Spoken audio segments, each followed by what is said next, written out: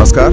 आज हम एक ऐसे शेयर की कहानी में गोता लगा रहे हैं जिसने मतलब निवेशकों को काफी चौंका दिया है। हाँ बिल्कुल। हमारे पास एबीपी बिजनेस का एक लेख है। ये एलसेड इन्वेस्टमेंट्स नाम के एक स्टॉक के असाधारण सफर को दिखाता है। तो आज हम कोशिश करेंगे कि इस लेख से मिली जानकारी को समझें और देखें कि ये शेयर मार्केट का पारस पत्थर वाली बात कितनी सच है। हाँ, क्योंकि लेख तो यही कह रहा है कि कम कीमत वाले शेयर ने कुछ ही महीनों में जबरदस्त रिटर्न दिया। चलिए देखते हैं इसमें क्या है। तो रिपोर्ट के मुताबिक 21 जून 2024 को एलसेड इन्वेस्टमेंट्स का एक शेयर कीमत थी सिर्फ ₹3.53। सिर्फ ₹3.53। अच्छा हाँ, सोचिए अगर किसी ने उस दिन 1000 शेयर खरीदे होते तो कुल निवेश कितना होता? लगभग 3530 रुपए का। मतलब बहुत ही मामूली रकम। बिल्कुल, लेकिन यहाँ से कहानी पूरी तरह पलट जाती है। अच्छा, कैसे? बताया गया है कि 21 जून के बाद इस शेयर में ट्रेडिंग रुक गई थी। ओके, ट्रेडिंग रुकी। और फिर जब 29 अक्टूबर 2024 को ट्रेडिंग फिर से शुरू हुई तो एक शेयर की कीमत सीधे 2,36,250 रुपए पर खुली। क्या ₹3.53 से सीधे 2,36,250 रुपए? हाँ, मतलब वो ₹3.53 का छोटा सा निवेश अचानक 23 करोड़ 62 लाख रुपए से ज्यादा का हो गया। बाप रे, ये तो यकीन करना मुश्किल है। बिल्कुल, और सुनने में तो यह भी आया कि कीमत यहां भी नहीं रुकी, 3,30,000 के लेवल तक भी पहुंची थी। ओह, ये उछाल तो वाकई मतलब हैरान करने वाला है। लेकिन देखिए, शेयर बाजार की सच्चाई ये भी है कि इतने बड़े उछाल के बाद अक्सर मुनाफा वसूली होती है। हाँ, वो तो होता ही है। जैसा कि लेख में बताया गया है, बाद में बिकवाली हावी हुई और कीमत गिरकर 1,19,302 रुपए प्रति शेयर पर आ गई। ये तब की बात है जब लेख लिखा गया था। अच्छा, मतलब 3,30,000 से गिरकर 1,30,000 के करीब। हाँ, ये दिखाता है कि बाजार कितना अस्थिर हो सकता है। जितनी तेजी से ऊपर जाता है उतनी ही तेजी से नीचे भी आ सकता है। तो फिर सवाल उठता है कि भाई इस तरह के भारी उतार चढ़ाव के पीछे क्या कंपनी की वित्तीय स्थिति में ऐसा कुछ खास था? क्या ये उछाल जायज था?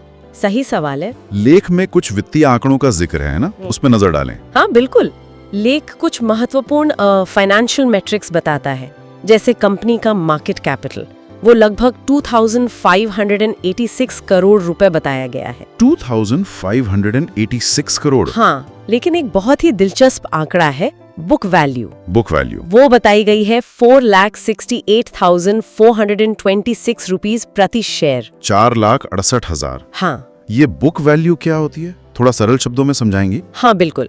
देखिए, बुक वैल्यू वो अनुमानित कीमत होती है जो हर शेयर धारक को मिल सकती है अगर मान लीजिए कंपनी बंद हो जाए। अच्छा, उसकी सारी संपत्ति बेचकर सारे कर्ज चुका दिए जाएं, तो जो बचेगा वो प्रति शेयर कितना होगा। मोटे तौर पर ये कंपनी की नेट वर्थ प्रति शेयर होती है। ओके, समझ गया। लेख में फेस वैल्यू 10 रुपए बताई गई है और कुछ और मैट्रिक्स भी हैं, जैसे ROCE मतलब रिटर्न ऑन कैपिटल एम्प्लॉयड, वो है 1.98%। 1.98%? ये तो काफी कम लग रहा है। हाँ, ये बताता है कि कंपनी अपने लगाए हुए पैसे पर कितना कमा रही है। फिर है stock PE, price to earnings ratio, वो 16.9 है। और ROE, रिटर्न ऑन इक्विटी, वो 1.47% है। ये शेयर धारकों के निवेश पर मुनाफे को दिखाता है। तो मतलब एक तरफ शेयर का दाम 3 लाख रुपए के पार गया, फिर गिरकर 1,30,000 रुपए पर आया, लेकिन उसकी बुक वैल्यू जो आपने बताई वो 4,60,000 रुपए से भी ज्यादा है। हाँ, यही तो सबसे अजीब बात है। ये इतना बड़ा अंतर क्यों? ट्रेडिंग कीमत और बुक वैल्यू में इतना फर्क? क्या सिर्फ इसलिए कि इसमें ट्रेडिंग कम होती है, मतलब लिक्विडिटी कम है? देखिए, ये विरोधाभास वाकई गौर करने लायक है। बुक वैल्यू का ट्रेडिंग कीमत से इतना ज्यादा होना कई बातों की तरफ इशारा कर सकता है। हो सकता है बाजार में शेयर की खरीद फरोख्त बहुत कम होती हो, मतलब लो लिक्विडिटी, या हो सकता है कुछ खास निवेशक ही इसमें रुचि रखते हों। ये दिखाता है कि बाजार हमेशा तर्क संगत तरीके से काम नहीं करता। किसी शेयर की कीमत उसकी असलियत मतलब उसके फंडामेंटल से काफी अलग हो सकती है।